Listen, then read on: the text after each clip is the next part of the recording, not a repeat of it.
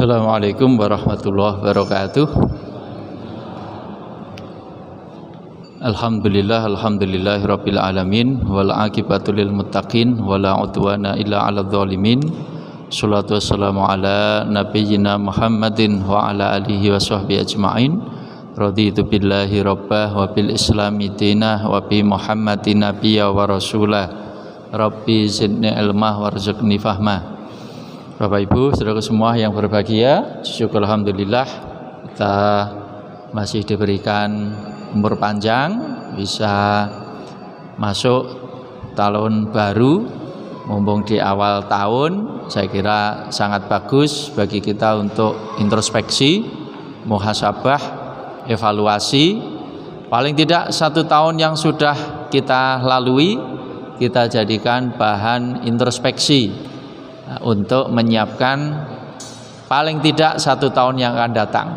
Paling tidak ya, syukur seterusnya, karena hidup itu berpacu dengan waktu.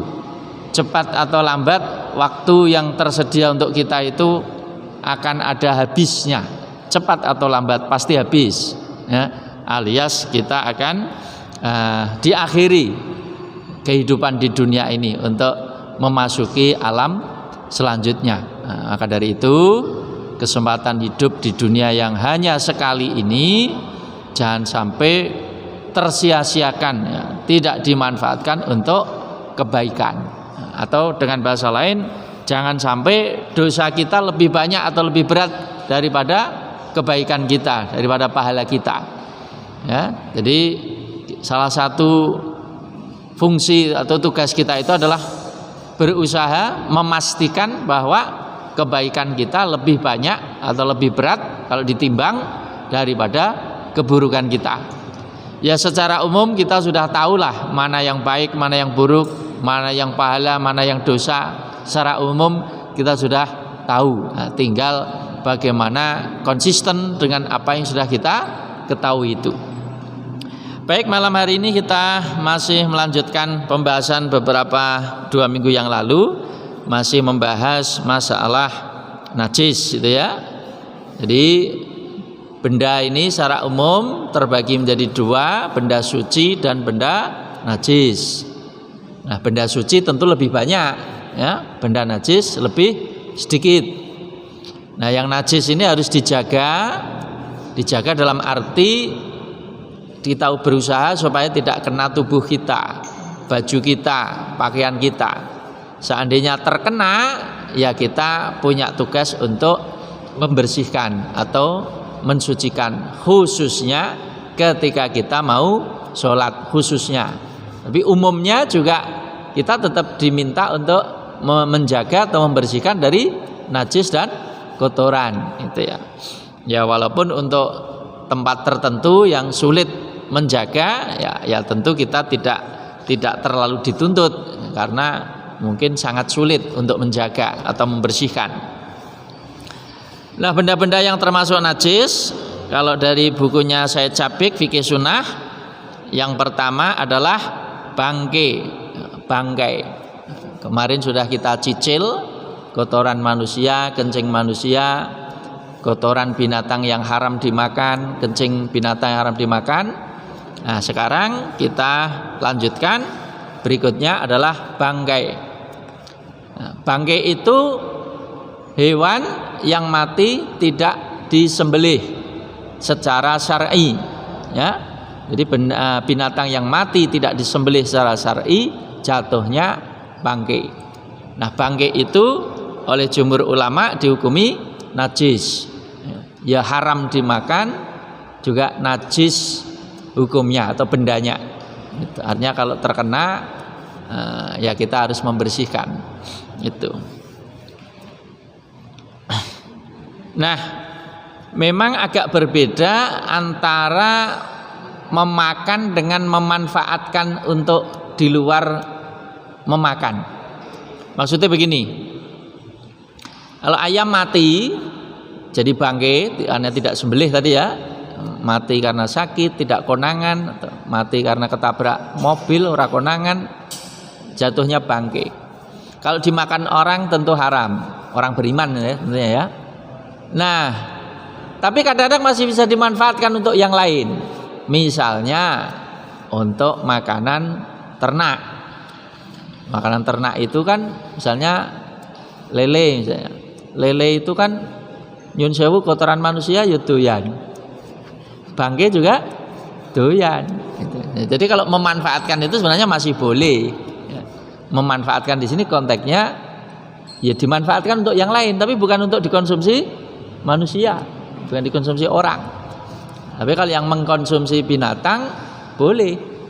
Misalnya tadi ada bangke mati, terus kita ambil misalnya, atau kita ambil terus kita kasihkan ke ternak kita.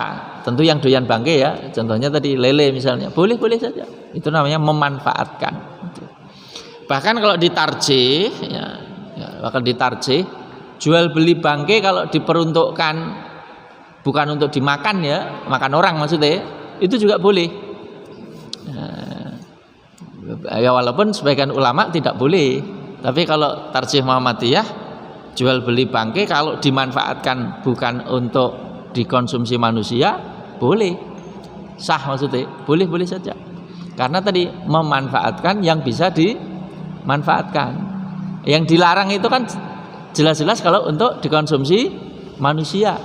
Nah, sementara kalau bangke itu dikonsumsi atau dimakan oleh binatang tidak ada masalah. Binatang tidak kena hukum. Binatang kan tidak kena hukum, Mbak. Tidak ada halal haram untuk binatang. Nah, itu ya. Makanya dia makan bangke, ya kadang-kadang makanannya itu. Nah, itu tentu tidak ada masalah. Nah, itu. Nah, dikecualikan bangke yang tidak najis adalah bangke satu manusia. Ya kalau disebut bangke kok kasar itu ya. Tapi ya mayat lah ya. Mayat itu walaupun sudah meninggal, bahasa kasarnya bangke, batang cara itu ya. Itu kalau manusia tidak najis. Tidak najis. Berbeda dengan orang Syiah. Kalau fikih Syiah, nyentuh mayit itu nak wis adem atau mayitnya urung didusi kok dimek, nah dia harus mandi nanti, harus mandi, bukan hanya wudhu, mandi. Jadi ngemek mayitnya kalau di fikih Syiah itu mandi kalau mayitnya urung disuceni, nah dianggap bangke tadi. Atau kalau udah dingin, kalau masih hangat belum dianggap harus mandi. Tapi karena wis mayit itu nak wis adem, berarti 100 suwe dan belum dimandikan kok ngemek. Kalau fikihnya orang Syiah itu wajib mandi. Nah, itu karena dianggap kayak najis berat gitu ya. Itu. Tapi kalau fikih Sunni itu ahlu sunnah wal jamaah, nah, mayit itu suci itu ngemek mayit ya ora apa-apa dalam arti ora kok dianggap najis, itu tidak. Itu nah, bedanya di sini, fikihnya beda itu. Nah, termasuk yang dikecualikan adalah ikan dan belalang. Bangke ikan dan belalang itu dikecualikan ya, tidak najis sekaligus juga boleh dimakan. Tentu ikan sudah mati itu maksudnya boleh dimakan, tentu dengan catatan belum busuk. Kalau sudah busuk tentu berbahaya atau tidak sehat. Nah itu, jadi itu.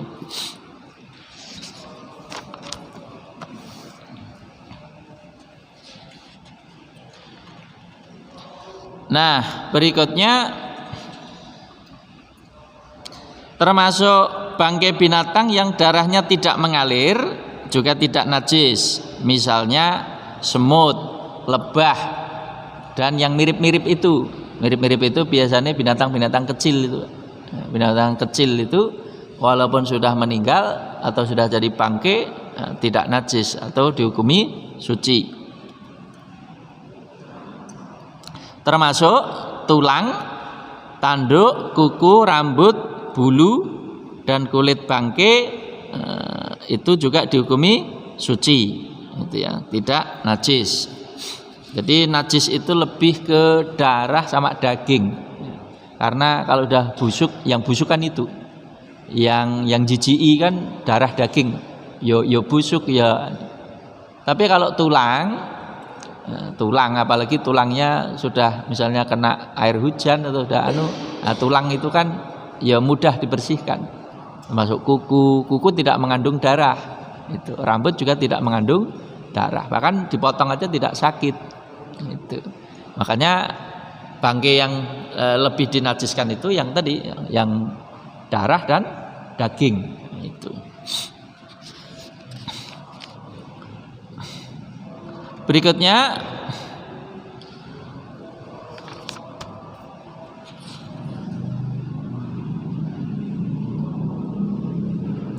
menambahkan penjelasan kemarin, termasuk yang dianggap najis menurut sebagian besar ulama itu adalah muntah, muntah manusia. Jadi bukan hanya kencing dan kotoran, tapi juga muntah manusia. Kecuali kalau sedikit dimaafkan ya. Tetapi kalau banyak ya dianggap najis. Karena sudah sampai perut, dan yang pasti najis itu cirinya jijiki. Yang namanya muntah-muntahan juga di samping bau juga ya jijiki. Apalagi muntahan orang lain. Nah, tentu kita ya jijik lah intinya. Nah, itu.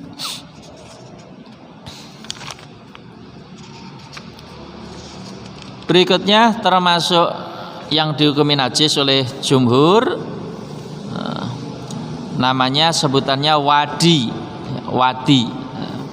Wadi itu cairan putih kental yang keluar setelah kencing. Jadi kadang-kadang orang yang pipis walaupun mungkin wis rada ditus istilahnya, ditus itu wis rumangsane wis tuntas, tapi kadang-kadang ada yang keluar mungkin satu tetes mungkin itu, atau mungkin 2 tetes. Nah, itu jatuhnya wadi namanya kalau keluar setelah kencing. Nah, itu oleh jumhur ulama juga dihukumi najis. Nah, itu. Berikutnya termasuk dihukumi najis adalah madhi. Ya.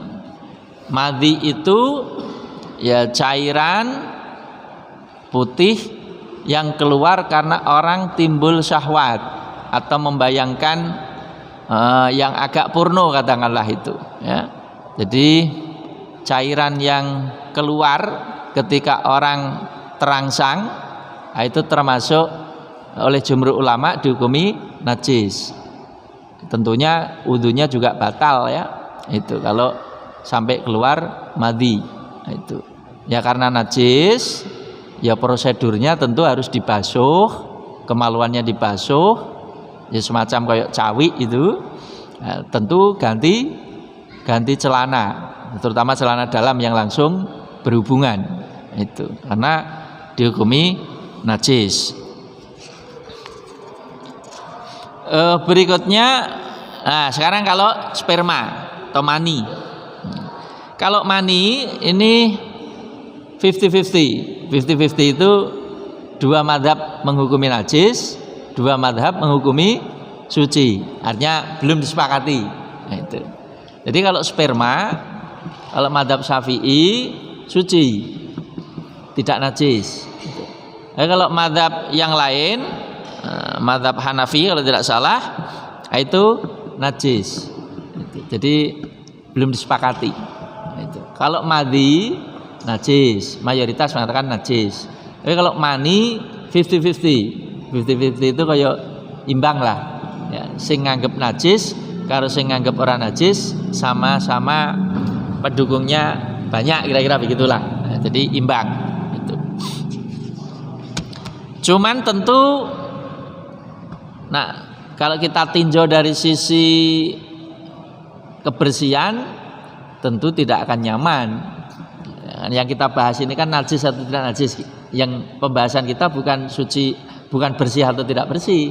Pembahasan kita adalah najis atau tidak najis. Jadi kita tidak membahas bersih atau tidak bersih. Nah, itu pembahasan yang lain. Nah, diarani suker itu risih. Ya tentu risih. Di samping risih, yo isin loh Pak. Omongnya di sawang cah cilik. Misalnya sarunge ngeplek. Ya agak dibatin wong yang isin-isin gitu ya. Nah, ya. Jadi Jadi petunjuknya itu kalau basah itu ya dikucek, kalau kering dikerik. Tapi kalau kita bicara kenyamanan, kebersihan, yo tentu diganti atau dicuci. Jangan sampai ada bekas atau tanda itu digawa neng masjid misalnya. Kalau sampai terlihat atau terbaca oleh orang lain, tentu membuat kita kurang nyaman lah di batin wong. Jadi itu.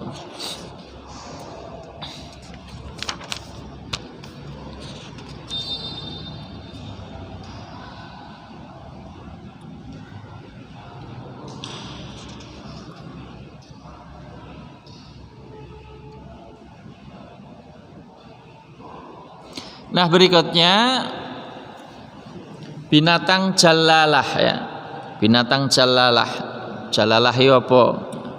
Jenengan baru mendengar. Jadi binatang jalalah itu binatang yang makanannya sehari-hari itu didominasi oleh makanan yang najis. Didominasi, artinya dominasi itu lebih banyak. Sehingga tentu akan mempengaruhi misalnya keringatnya atau baunya. Itu artinya dipangani najis bertahun-tahun, berbulan-bulan. Nah, itu namanya jalalah itu. Ada riwayat yang melarang naik jalalah, ditumpai ya ora oleh, mangan dagingnya ya ora oleh, ngombe susune ya ora oleh. Itu. Nah, supaya oleh itu dinetralisir dulu. Dinetralisir itu misalnya ya seperti misalnya nyun sewu, kita pelihara lele tapi makanan utamanya nyun sewu kotoran orang. Makanan utamanya maksudnya dominan. Kalau selingan kan namanya tidak utama Pak ya. Makanan utama itu artinya ya utama. Talah misalnya 70%, 80% pakannya kuwi. Itu kategori jalalah namanya, makanan binatang yang makanannya didominasi oleh kotoran atau najis. Itu tidak bisa langsung dikonsumsi. Jadi lele langsung digoreng, dipangan, tidak begitu. Kalau diberi makan dari kotoran orang yang utama maksudnya. Nah, itu perlu dinetralisir dulu. Dinetralisir itu dinormalke. Caranya gimana? Ya paling tidak misalnya seminggu 2 minggu makanan najisnya di stop. Misalnya orang stop pet yang minimal dikurangi signifikan.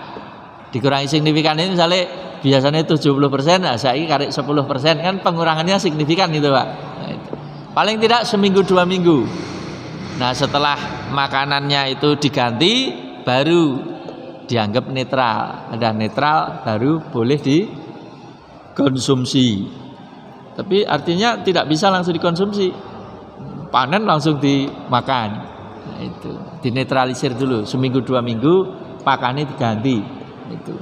Jadi itu caranya ya. Itu jalalah tadi ya, itu. Berikutnya yang dianggap najis oleh jumhur ulama adalah arak, khamr. Jadi minuman keras itu menurut jumhur ulama najis. Hanya nak ketetesan ya dibersihkan. Itu. Tapi itu jumhur ulama. Tapi memang sebagian kecil ulama mengatakan tidak najis. Karena yang dimaksud rijsun itu sebenarnya bukan khomernya, tapi meminumnya. Itu. Ya, mungkin kemarin sudah saya sampaikan karena surat Al-Maidah itu bicara konteksnya adalah perbuatan, bukan pada bendanya.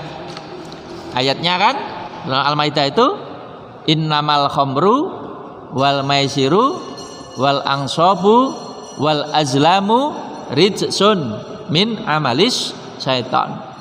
Jadi yang disebut di situ bukan hanya khomer, innamal khomru khomer, wal maisiru judi, wal ansob mengundi nasib, wal azlam juga mengundi nasib tapi dengan metode ada yang pakai panah, Kalau orang Arab dulu ada yang pakai burung, intinya mengundi nasib ya, atau berjudi ya, mengundi nasib gitu ya.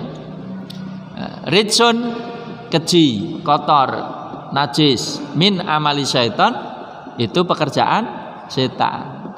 Sebenarnya di situ yang disifati ridsun itu sebenarnya pekerjaan, bukan benda. Maksudnya gini, ayat itu sebenarnya bicara maksudnya itu meminum, berjudi, mengundi nasib, itu kan kata kerja maksudnya itu, bukan bendanya yang dimaksud, pekerjaannya. Maksudnya meminum bukan minumannya, berjudi bukan uang judinya, mengundi nasib bukan panah singgo ngundi, itu pekerjaan keji, pekerjaan kotor. Jadi yang disifati ridsun itu pekerjaan sebenarnya, bukan bendanya. Sebab kalau mau konsisten agak berat Pak. Agak beratnya maksudnya gini, ayat tadi kan bicara tidak hanya khamr tapi juga judi. Pertanyaannya gini sekarang, kalau khamr najis, nah sekarang judi apa ya najis? Uang judi maksudnya, duite. Kalau khamr yang dimaksud benda, pertanyaan selanjutnya, duit judi itu najis enggak? Duite najis enggak? Ya suci lah, duit kok. Duitnya suci, enggak ada duit kok najis, enggak ada. Kecuali duit dicelupin najis. Jadi duit hasil judi bendane ya, benda. Duitnya maksudnya bendane ya suci. Sama ngundi nasib nganggo panah, panahnya suci enggak? Ya panah suci lah. Itu. Jadi sama dadu, gue main judi dadune ya dadune benda suci Pak. Nah, jadi di sini itu sebagian ulama mengkritik ada inkonsistensi. Wong khamr kok dinajiske, lah judi kok ora. Wong ayate berante itu satu kesatuan. Nah, kalau mau konsisten ya iki najis. Kalau mau konsisten, lah kok iki najis iki ora. Enggak konsisten maksudnya gitu loh. Nah, tapi yang dimaksud sebenarnya pekerjaan. Jadi yang disebut khamr itu maksudnya meminum, bukan khamrnya. Meminum itu pekerjaan setan, itu loh maksudnya. Berjudi itu pekerjaan setan, itu loh. Mengundi nasib pekerjaan setan, kotor, najis, pekerjaannya, bukan bendanya. Gitu. Sama juga ada ayat innamal musyrikuna najasun, sesungguhnya orang musyrik itu najis. Pertanyaan nih, sing maksud najis wonge apa keyakinane? Pertanyaan nih, sing maksud najis sih wonge apa keyakinane? Nggak ada ulama sunni yang mengatakan wonge sing najis itu. Mosok wong dinajiske, Pak. Walaupun wong musyrik, awake suci, awak wonge. Berarti yang dimaksud najis di situ apa nih? Ya syiriknya itu, kemusyrikannya itu yang najis, kotor maksudnya. Wonge bersih. Ini beda karo wong Syiah meneh. Kalau orang Syiah, orang musyrik, orang ahli kitab itu sing najis wonge, itu Syiah. Kalau Sunni ora, awake tetap suci, awake suci. Sing najis keyakinane. Nah, pertanyaan sama, kalau ada orang nyembah patung, patungnya najis enggak? Patung najis enggak? Ya enggak loh, patung kok. Patung mbok lus-lus ya ora apa-apa. Ya kaya wong wisata ning candi-candi itu kan banyak patung-patung itu. Nah, patungnya ya biasa ya. Biasa maksudnya benda biasa. Bawa oleh komunitas tertentu mungkin disembah atau disucikan, nah itu keyakinan mereka. Jadi kalau keyakinan kita, kalau bicara bendanya ya biasa. Biasa itu artinya bukan najis itu. Tapi disembah enggak boleh. Itu. Bagi kita enggak boleh. Nah, itu. Jadi seperti itu.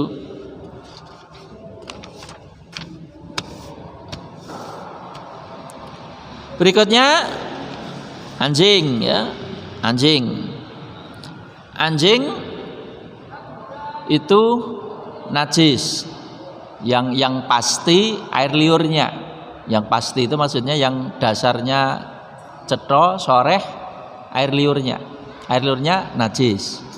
Kalau menjilat najis mughaladah. Basuhnya harus 7 kali. Salah satunya dicampur debu atau tanah. Itu. Nah, yang jadi pertanyaan, apakah berhenti hanya pada air liurnya saja atau sak ujud-ujute iki ya anjing secara keseluruhan itu dianggap najis itu loh maksudnya. Apa mung cukup liure tok? Gitu. Nah, sebagian ulama mengatakan ya anjing kabeh najis. Sak awak-awake maksudnya. Sak bulu-bulu nih sak awak-awake najis. Jadi sebagian ulama hanya membatasi ya liurnya saja. Karena hadis itu hanya bicara jilatan anjing. Artinya kalau dia tidak menjilat ya tidak najis, wong tidak menjilat toh.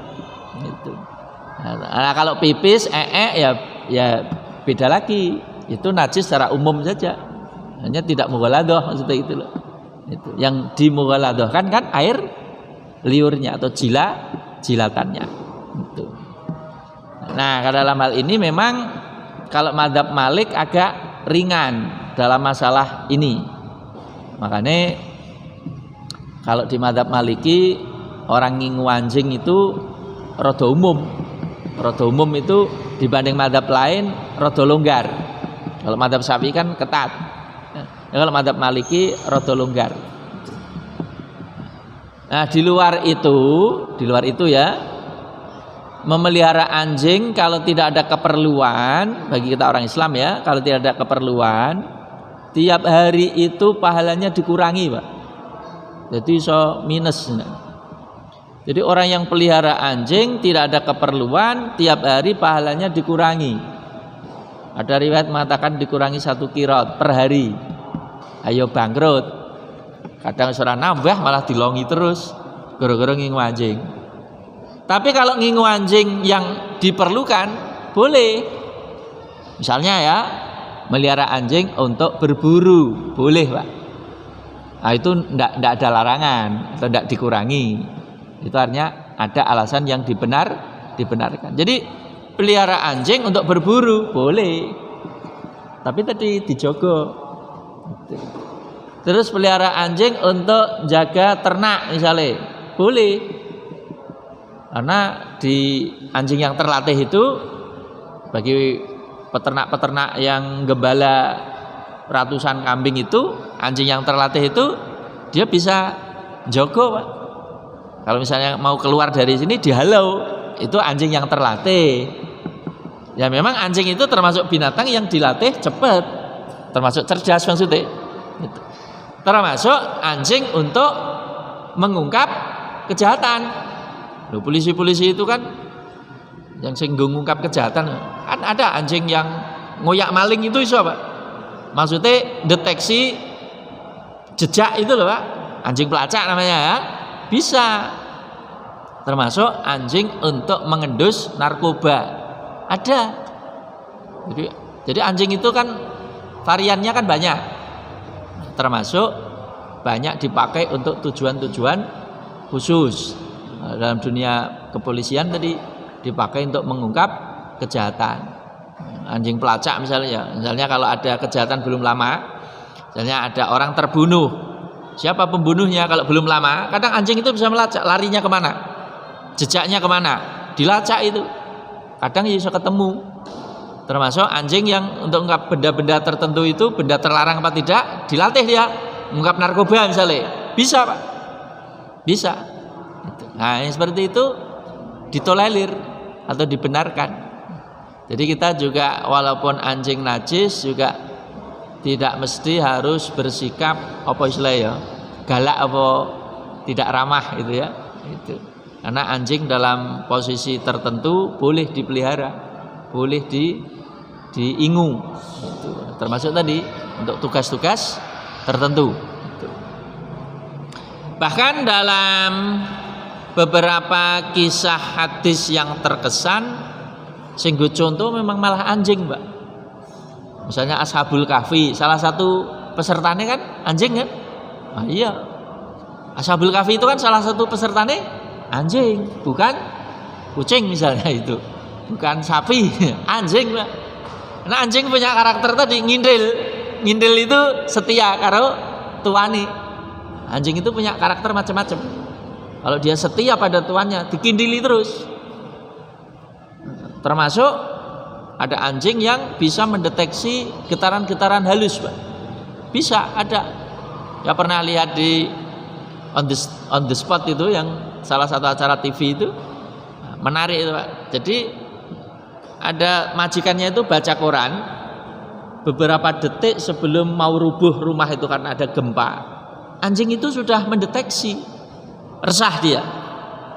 Jadi gelisah dia, gubat gelisah itu. Padahal di kandang gubat itu. Ternyata dia sudah bisa mendeteksi ada gempa di mana itu misalnya, ada getaran itu.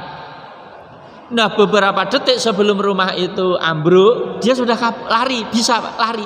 Nah majikannya cek maca koran. Nah, anjingnya sudah lari, rumah rubuh, anjingnya selamat, orangnya kena. Jadi memang binatang itu juga punya keistimewaan tertentu yang kita tidak diberi kadang-kadang. Dalam hal tertentu ya insting kita, indera kita kalah dengan binatang. Nah itu termasuk kemampuan mendeteksi getaran-getaran halus. Kita kadang-kadang tidak bisa merasakan, tapi makhluk yang lain bisa mendeteksi, kita tidak bisa. Itu. Nah, jadi seperti itu.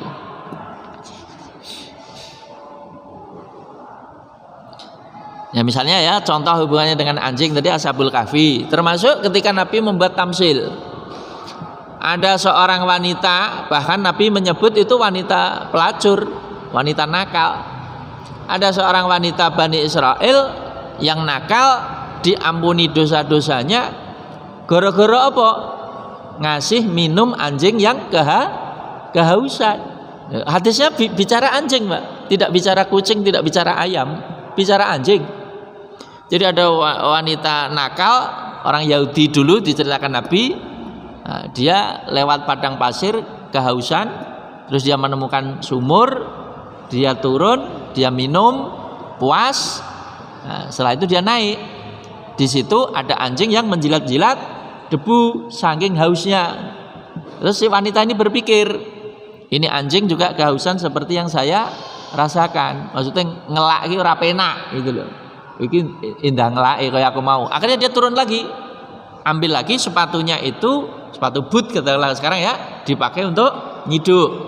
Dibawa ke atas, setelah itu anjingnya diberi minum. Setelah itu kata Nabi, Allah berterima kasih kepada orang itu, dan sebagai bentuk terima kasih Allah, dosa-dosa wanita itu diampuni. Gara-gara ngeki ngombe anjing. Lho ngeki ngombe anjing we ana ganjarane, Pak. Apa meneh ngeki wong gitu loh maksudnya. Anjing yang dalam tanda petik sering dianggap sinis wae, itu ngeki minum anjing ada pahalanya. Makanya dalam hadis lain dikatakan setiap kebaikan kepada makhluk Allah yang bernyawa, yang basah maksudnya yang hidup, ada pahalanya. Termasuk ngasih binatang, ada pahalanya, bukan hanya orang. Itu, bukan hanya orang. Makanya kalau kita itu panganane turah, diniatke sedekah, Pak. Diniatke sedekah. Misalnya gini loh, Pak. Saya madang orang teh. Ketika kita buang di tempat sampah, tetap diniati sedekah. Apa? Masih ada makhluk lain yang bisa memanfaatkan. Mbah dipangan kucing, ya kan? Mbah dipangan tikus, mbah dipangan opo. Niatkan saja sedekah. Artinya saya tidak membuang makanan dalam arti mubadzir. Saya memberi makan makhluk lain yang mungkin masih bisa memanfaatkan. Jadi diniati sedekah. Sedekah makhluk yang lain. Apalagi bukan betul-betul sisa, memang dikasih, tentu baik lagi. Ya walaupun tentu ada prioritas, Pak ya. Prioritas itu artinya ya manusia lebih diprioritaskan daripada binatang. Jadi nak binatang ki turah-turahan ya ora salah itu loh, Pak. Timbang ngeki wong turah-turahan, ya lah nak ngeki kewan turahan kan ijek layak gitu. Tapi tadi kita niatkan tetap sedekah, Pak. Jangan diniatkan gua. guak begitu saja. Lah nek diguak begitu saja ya mubadir atau sayang. Nah, supaya tidak mubadir diniatkan saya katakanlah membuang sisa makanan ini, saya niatkan atau saya sedekahkan untuk makhluk Allah yang lain. Apakah kucing, apakah bahkan mungkin tikus sekalian. Karena makhluk itu banyak, makhluk itu banyak. Dia makan dari buangan kita tadi, kalau kita niatkan sedekah semoga ada pahalanya. Termasuk tanaman kita sing wis kadung dipangan makhluk lain, ya ikhlaskan, sedekahkan. Jadi kita petani, padi kita berapa persen pasti ada yang dimakan burung, ya kan? Pasti. Mbah 10%, mbah 15%, mbah arep wis dijogo to, ya tetep ana sing dimaling dalam tanda petik. Nah, timbangane misuh-misuh, menggerutu, ikhlaskan saja. Wong misuh-misuh ya ora bali, ya kan? Misuh-misuh ya ora bali, apa nak misuhi terus bali meneh itu. Hanya wis kadung kan? Ya walaupun ya tetep dijogo. Ning kan wis kadung. Lah sing wis kadung ikrarkan saja, ya Allah, tanaman padi saya sing wis kadung dipangan makhluk lain saya niatkan sebagai sedekah. Jadi pahala kita. Timbangane misuh nyepatani. Rarunge ya kalong. Tapi ya ora entuk ganjaran wong misuh-misuh. Nah, padha-padha le kalong mending diniati sedekah. Ya, caranya tadi ikrari. Ya Allah, tanaman saya yang sudah terlanjur dimakan makhluk lain, saya ikhlaskan, saya niatkan sedekah terhadap makhlukmu yang lain gitu. Adapun selebihnya saya jaga untuk anak istri saya gitu. Tapi wis kadung ya wis kalong kok, wis kadung kok. Ya sama juga misalnya kita nandur buah-buahan kok salam nyun sewu, mbah dibalang cah cilik, mbah dicolong cah cilik, mbah ya wis kadung iki kok. Ya diniatke wae yang sudah terlanjur diambil orang saya ikhlaskan. Itu lebih baik daripada kita misuh muni. Nah, orang untuk ganjaran kadang malah nambah dosa. Nah, itu mungkin orang yang mendengar juga tidak nyaman dengan kita. Nah, itu. Jadi pilihannya seperti itu.